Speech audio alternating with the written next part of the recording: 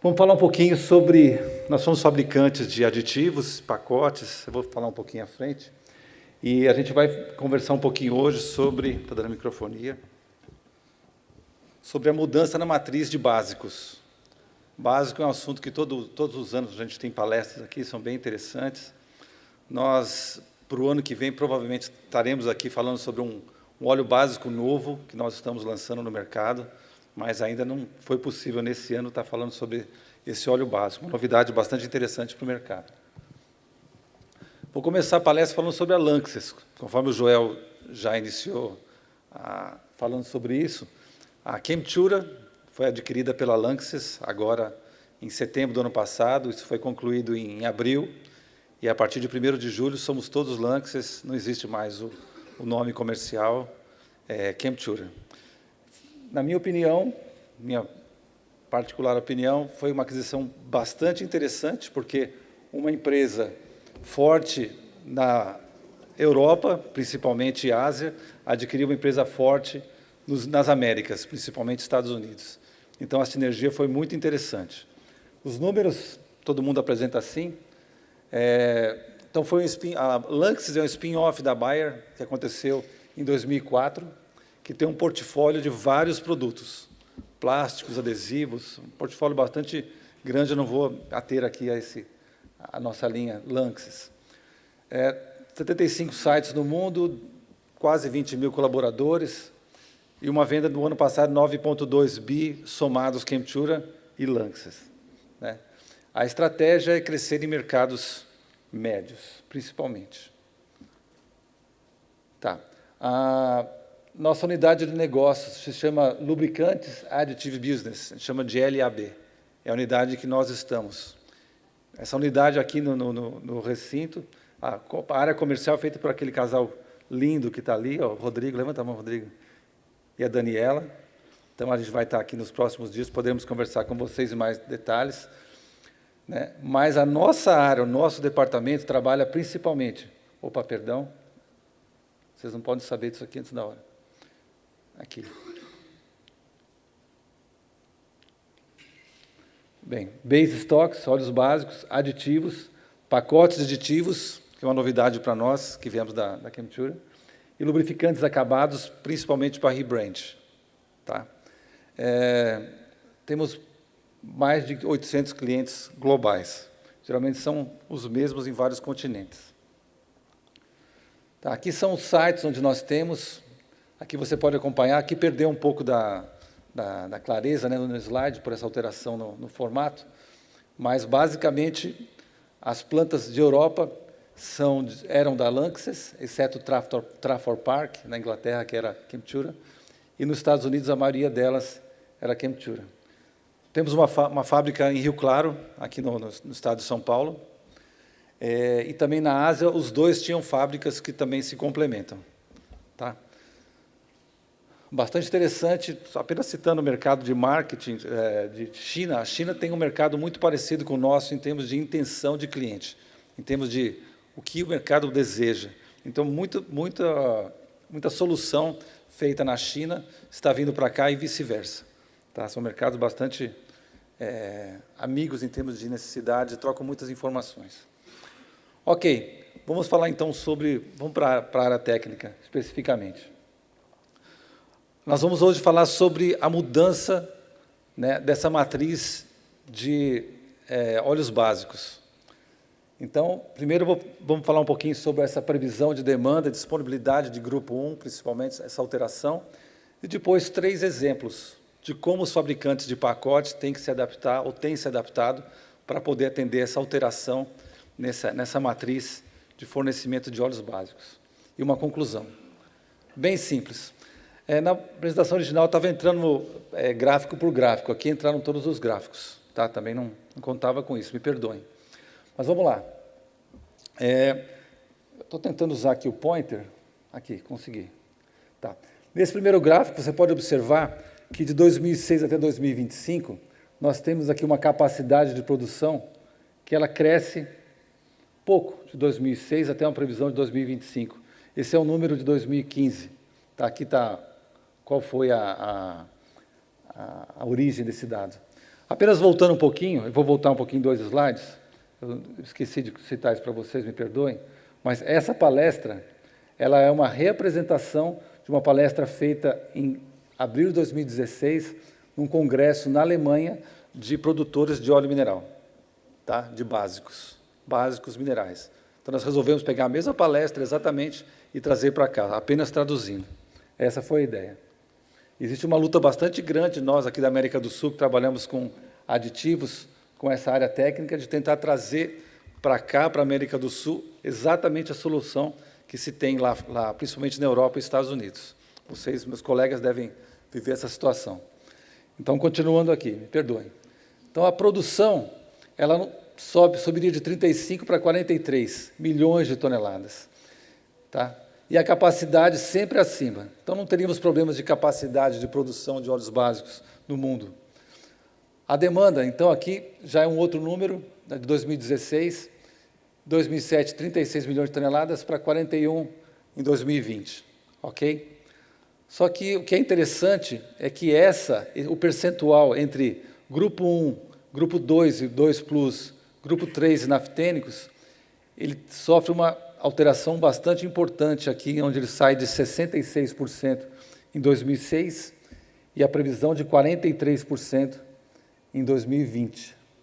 Então, por que as empresas deixam de produzir grupo 1? Vai ser falado isso muito em outras palestras, mas basicamente porque os equipamentos novos requerem uma condição diferenciada dos lubrificantes. Então, foi dito aqui pelo Nicolas antes, eu faço minhas palavras dele, os fabricantes de equipamentos precisam de produtos melhores, que oxidem menos, com maior durabilidade, menores tamanhos de reservatórios. Então, eles têm que resistir a temperaturas mais altas e mais baixas, cisalhamentos. Tá? Então, por isso, os fabricantes deixam de investir em grupo 1 e passam a investir em outros grupos, inclusive ésteres, como foi citado aqui antes. E aqui uma divisão em que 37% da produção do uso de óleos básicos são para a indústria e 63% para automotivo, aplicações automotivas. Tá? Esse gráfico é o gráfico que é o resumo dos 4 gráficos da página anterior, em que ele mostra que em 2006, a demanda, aqui vamos explicar um pouco melhor, industrial está em verde aqui nesse gráfico. Outros lubrificantes estão em amarelo. E aqui nesse segunda barra, eu tenho a distribuição grupo 1, 2 e grupo 3. Você observa que lá em 2006, 13%, eu tinha 13 milhões de toneladas, tá? E produção de 23 milhões de grupo 1. Já a previsão para 2020 é que praticamente, aqui tem um número certinho, 89% da produção de óleo industrial, tá? Seria 14 milhões de toneladas, quando nós teremos apenas 15 milhões de toneladas de grupo 1 sendo produzidas. Ou seja, praticamente todo o lubrificante industrial teria que vir do grupo 1. E grupo 1 é utilizado para muitas outras aplicações, como extensor de borracha e outras aplicações, inclusive automotivas. Então, nós não teremos grupo 1 nos próximos anos para o mercado industrial.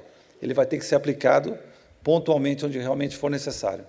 Para aplicações mais críticas, nós aqui do mercado, eu citei China e Brasil, queremos sempre usar o produto mais simples, produto mais barato. Isso muitas vezes não vai ser possível, porque quando a disponibilidade de grupo 1 for caindo, o custo desse produto provavelmente vai aumentar também. Tá? As possíveis opções para esses básicos grupo 1, então seriam os naftênicos, refinados, polialfolefinas e os produtos que vêm de base nafta, por exemplo, né? Os gases que vêm do petróleo. Conforme eu disse aqui, nós teremos para o ano que vem o lançamento de um básico novo. Aguardem a surpresa. Estou adoçando vocês aqui. Para o ano que vem, viu, Joel? Pode anotar que terá uma palestra sobre isso. Ok. Então, quais são os benefícios e as desvantagens de você sair do grupo 1 e passar para o grupo 2 e 3? Conforme eu disse, a palestra é bem simples, vocês já conhecem isso bastante, mas vale a pena a gente estar ressaltando aqui. O menor teor de enxofre, tá, dos grupos superiores, chamado de grupos superiores, 2 e 3, né? Menor percentual de compostos insaturados, o que é favorável em relação à oxidação, menor oxidação de grupos superiores, menor percentual de hidrocarbonetos aromáticos, também isso influencia positivamente na oxidação, mas negativamente, depois vamos explicar aqui. Um índice de viscosidade mais alto, tá? Ele reduz menos a viscosidade com a temperatura. Uma faixa de destilação mais estreita, que é a menor perda por evaporação. Menor odor, coloração mais brilhante, menor variação na qualidade. Tá? Quer dizer, como o básico ele é produzido muitas vezes de um produto, de um monômero, de um eteno, você consegue direcionar um pouco melhor a qualidade, bem melhor a qualidade do produto final. Você não depende tanto do petróleo que você está utilizando. E você também, saindo para refinado, você tem um produto de origem renovável, você apoia aqui as boas práticas ambientais. As desvantagens de você sair do grupo 1 é um grupo muito bom, né? Por exemplo, para óleo hidráulico, eu vou falar um pouquinho mais à frente, se trabalhou muitos anos tentando trabalhar com pacotes que fossem adequados para o grupo 1, né? Então, quando você sai do grupo 1 e vai para grupos superiores, você perde o poder natural do grupo 1, de poder antioxidante que ele tem, secundário. Um menor percentual de hidrocarboneto aromático, você perde insolubilidade nos aditivos. Tá? E você perde também em viscosidade. O grupo 1 ele tem uma gama maior de viscosidades, da mais alta para a mais baixa. Então, você tem essas vantagens e desvantagens de você sair do grupo 1 e ir para grupos superiores. Ok.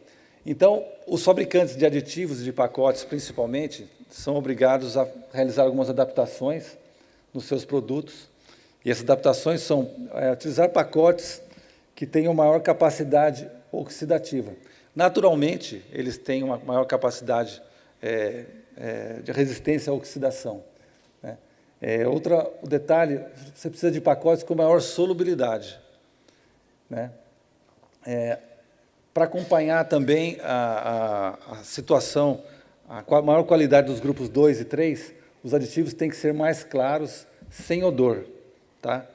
E tem que ter menor risco também para o meio ambiente e para o operador, principalmente. Ok? Eu vou pedir o microfone para você, por favor. Mesmo ficando aqui, eu tenho que virar para lá. Não gosto de fazer isso. Alô?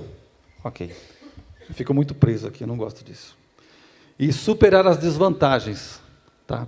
Então, assim, obrigatoriamente, os fabricantes de pacote eles têm que incluir antioxidantes secundários, utilizar aditivos de alta performance com baixo teor de aromáticos. Tá? Ele tem que aumentar a viscosidade. Nós vamos citar aqui 2 exemplos, citando inclusive o fabricante do óleo básico, o que eles fazem para aumentar a viscosidade dos óleos sintéticos, misturando com polímeros e misturando com naftênico com baixo percentual de enxofre. E fornecer aditivos compatíveis com os básicos e com as possíveis misturas. Tá? Então, eu vou passar, aqui é um resumo do que eu citei aqui até agora, né? Basicamente o que eu falei, isso aqui fica principalmente para o material que vai ser reservado para vocês aí, para poder estar consultando no futuro, né? Mas, assim, em resumo, né? A saída do grupo 1 para grupos superiores é uma necessidade de mercado, uma exigência de mercado. Os fabricantes de básico estão investindo mais em outros grupos e nós temos que nos adaptar, adaptando os pacotes e os aditivos também. É isso que está sendo citado aqui. Tá. Agora, vamos diretamente para os exemplos. Aqui é a parte que eu gostaria de ater. Estou preocupado um pouco com o nosso tempo. Eu comecei um pouco atrasado. Vamos lá. Aqui, primeiro, é um pacote de óleo para turbina. Tá? E é um exemplo no qual nós começamos aqui o primeiro gráfico, em que eu comparo grupo 1, 2, 3 e 4. Eu comparei 2 pacotes. Um pacote convencional, que está na barra preta, e um pacote que eu chamo de otimizado. Aqui não estamos citando o nome comercial dos pacotes. Tá. Ambos a 0,4%. Então, a 0,4%, que é o percentual baixo desse pacote, fazendo um teste de oxidação, né, é um teste para turbina, em que tem a presença de água e catalisador, cobre. Mesmo o pacote otimizado, ele não melhora a capacidade antioxidativa para grupos 1, mas começa a atuar em grupos 2 e 3. E o pacote convencional, para grupos 2, 3 e 4, ele não atua. Ele tem a mesma performance. Conclusão, para trabalhar com grupo 2 e 3, além de ele ter uma capacidade antioxidativa interessante, ele depende de um pacote, para que você possa entregar para o seu cliente final aquilo que ele pediu para você, que é um tempo de vida útil do lubrificante maior. Então, essa é bastante interessante citar, porque o quanto um aditivo pode influenciar na vida útil ou na qualidade final do produto. Muito.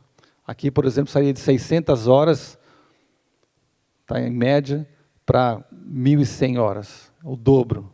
Você poderia dizer que o seu produto lubrificante dura o dobro do tempo, dependendo da condição do equipamento, se não sofreu outras contaminações, poderia dizer, metade do consumo. Então, tem muito... O pessoal da área comercial conversa com o pessoal da área técnica e fala assim, o que eu posso dizer para eles? Você pode dizer que ele tem potencialmente o dobro da vida útil, metade do consumo. Tá? Algumas pessoas nos odeiam por isso, né? Metade do consumo, às vezes, não é interessante.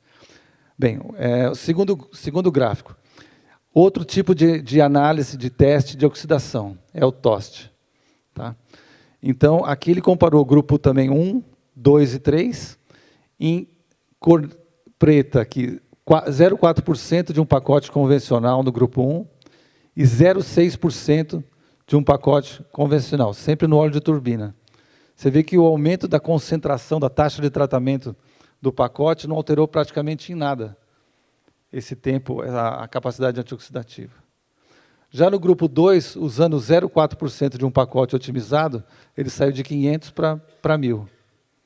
De novo, alteração do pacote, você conseguiu dobrar a vida útil do lubrificante. No grupo 3, a 0,4%, ele teve um resultado um pouco pior, volta 900 horas, mas a 0,6%, 50% de aumento, ele melhorou muito aqui, foi para 14.000 horas. Então, assim, para vocês verem como é importante utilizar o pacote certo.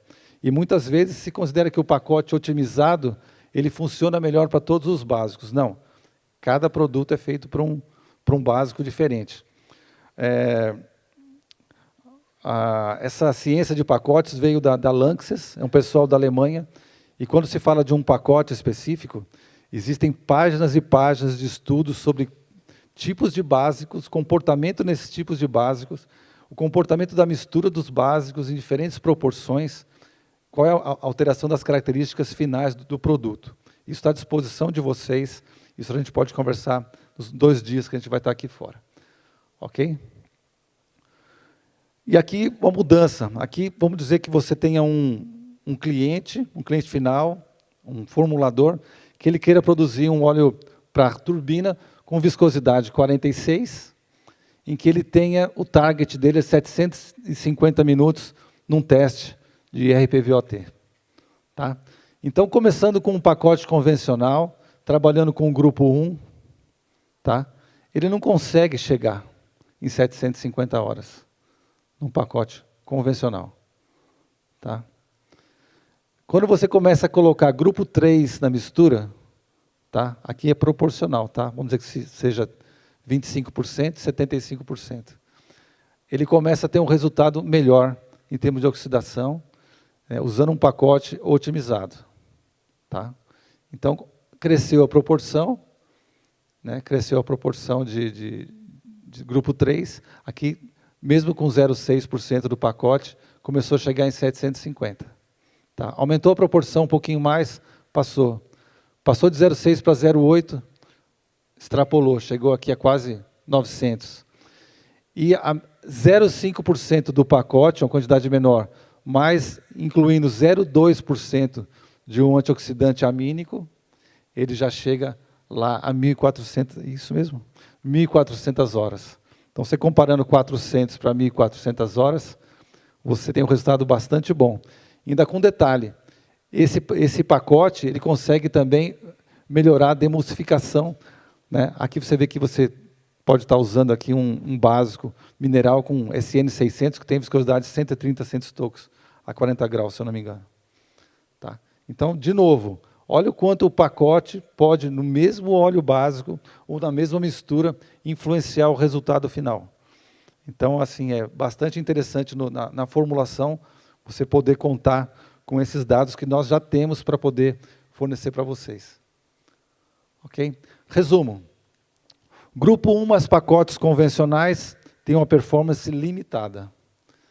Não atende às novas especificações que o mercado requer. Grupo 2 ao grupo 4 mais pacote convencional, o potencial de performance não é totalmente alcançado.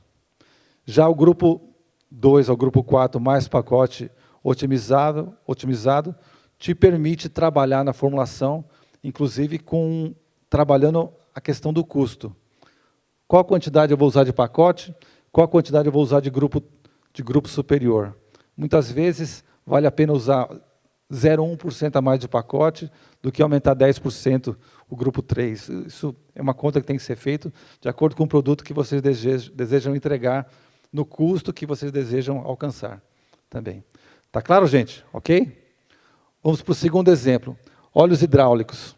Óleo hidráulico é aquela questão. Eu, quando vi esse material, tive um pouco de dificuldade de entender. Conversei lá com o Michael, né, que é o nosso técnico responsável aqui pela América do Sul, e ele me explicou que você, quando pensa em óleo hidráulico, você pensa em grupo 1. Quem já trabalhou em vendas aqui sabe como é difícil no Brasil vender óleo hidráulico sintético, né? Você trabalha com sintético, com hidráulico, mineral. Então, o ideal é você trabalhar com um pacote voltado para o mineral. Então, você fala de pacote número 1, né, que ele chama de convencional base zinco, o pacote 2, base zinco, né, e o base isenta zinco. Então, aqui, esses 3 slides, eles mostram os vários tipos de... Aqui são óleos 46 e 68, né? Aqui a taxa de tratamento, tá? As aprovações que ele tem, né? A Cincinnati e a Parker, ele é HF1, P70. Então, o primeiro pacote ele foi feito para ter aprovação no grupo 1 e 2. Aqui citamos até o fabricante dos básicos. Já o segundo gráfico, ele é feito para ter a aprovação nos grupos 1 mais aumentador de IV. Tá? Aumentador de IV. E aí ele começa a citar quais são os detalhes, né, quais são os pontos que você tem que adaptar o seu pacote ou usar um novo aditivo quando sai de um grupo para outro. Por exemplo, nesse pacote aqui, você, para grupo 3, ele ultrapassa o limite de espuma da DIN 51524. Tá? Então, o mesmo pacote, quando você vai para um grupo 3, você tem que realizar uma adaptação, incluir um antiespumante no produto, para você atender Tem alguns fornecedores de antiespumantes muito bons aqui. E aqui alguns comentários, né? Eu estou nesse grupo 1 mais IV, ele deu um leve manchamento superior a esse aqui na lâmina de cobre. Eu tenho essa tabela aqui com todos os itens, por exemplo, da DIN 51524, todos eles. Qual foi o resultado para cada um desses pacotes? Tá? Se vocês quiserem consultar, eu disponibilizo para vocês.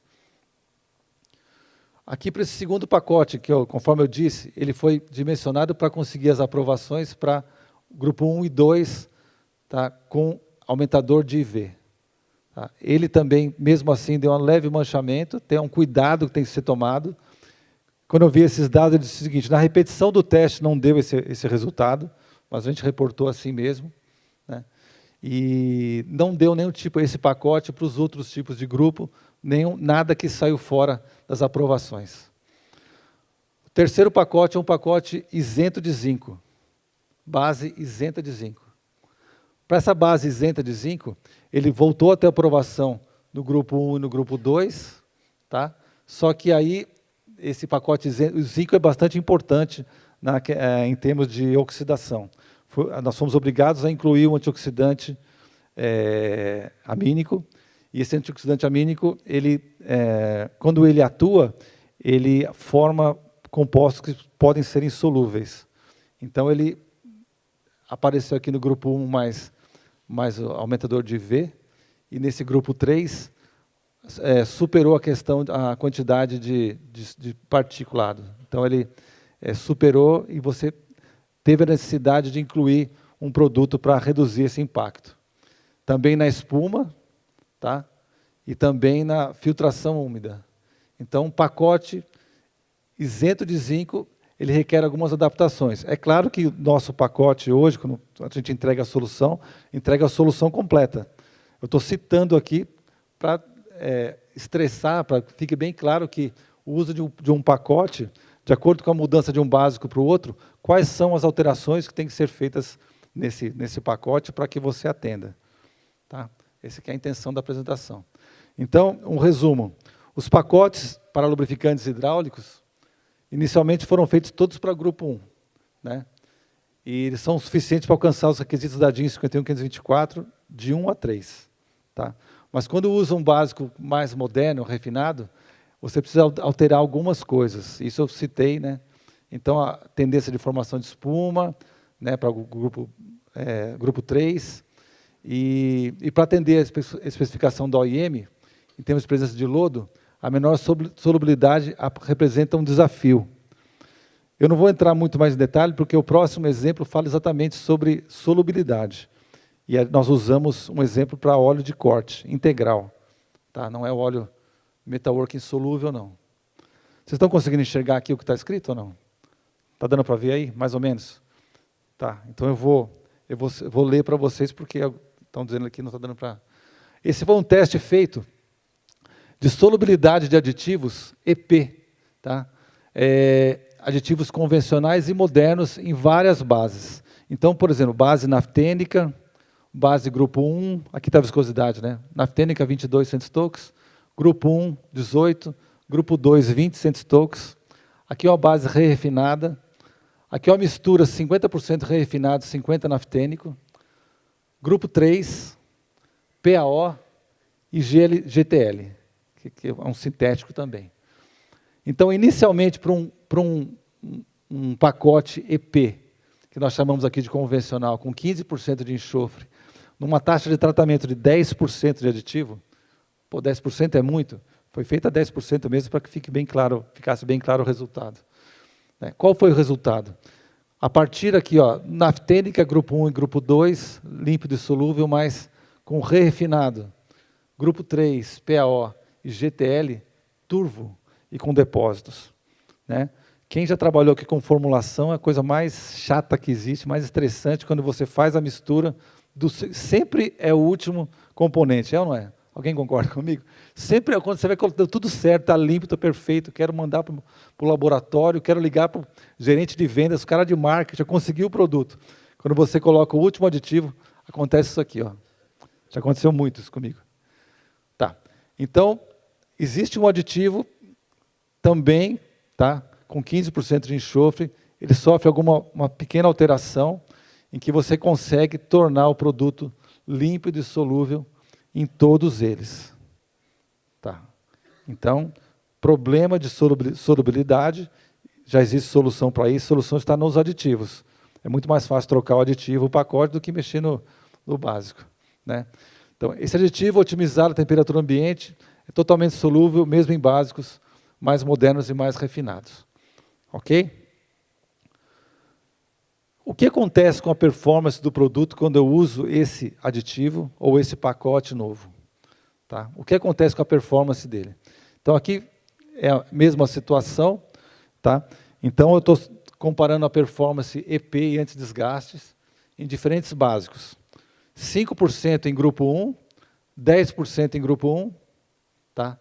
desse aditivo e desse aditivo.